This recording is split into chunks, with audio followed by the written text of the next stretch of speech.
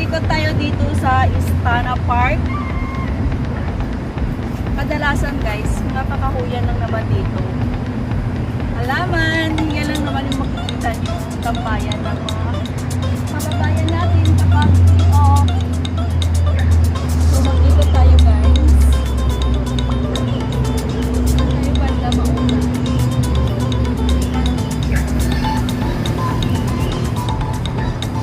Pwede tayong mag-date dito. Sana ba yung mag-date ko? Ba't wala pa? Kaya ko maghintay lang.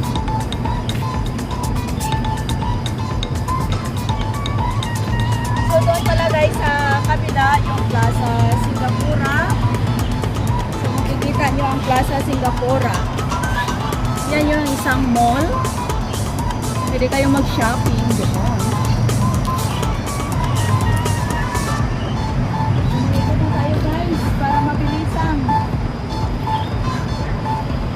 Hinahanap akong puyo.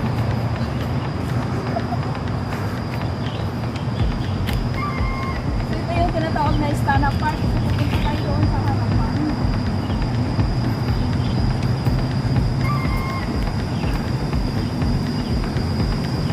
Dati kasi ang ganda ng Istana Park.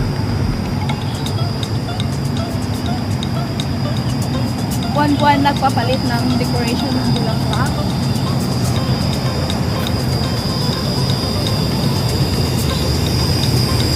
Yung profile ko sa YouTube, yung picture nandiyan. Yan kinuha. Dito yan sa Istana Park. Saan yung bulaklak na yan, guys? Dito yung tinatawag na Istana Park. Yung nag-a-attract dito kasi yung mga bulaklak doon sa unang sa harapan.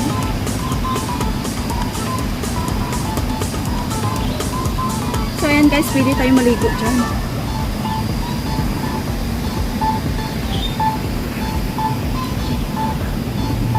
So lalakarin lang namin papunta ng Lucky Plaza kasi malapit na yan.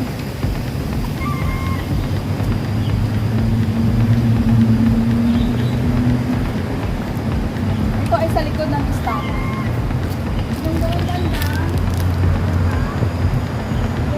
doon ay yung Fort Canning na bundok yun. So ayan, Istana Heritage Club.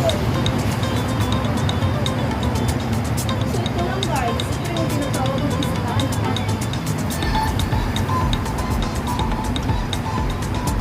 Ano nga dito sa likod, sa puti nga gate? Ano Istana, ano ka Prime Minister, balay ka Prime Minister. Ito guys, yung harapan ng Istana Park. So dati kasi, ano yan, iba't iba yung bulaklak buwan-buwan. Pinapalitan nila. So ngayon, parang nag-iba na. Hindi na maganda. Dati kasi dito, dyan lahat yan buwan-buwan pinapalitan yung bulaklak.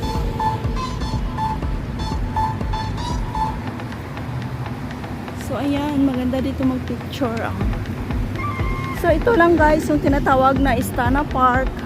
At doon sa loob, doon yung nakatira yung Prime Minister ng Singapore. Nakapasok na kami dyan noong National Day ng Singapore. So ayan guys. So ayan lang guys. Ito lang yung tinatawag na Istana Park.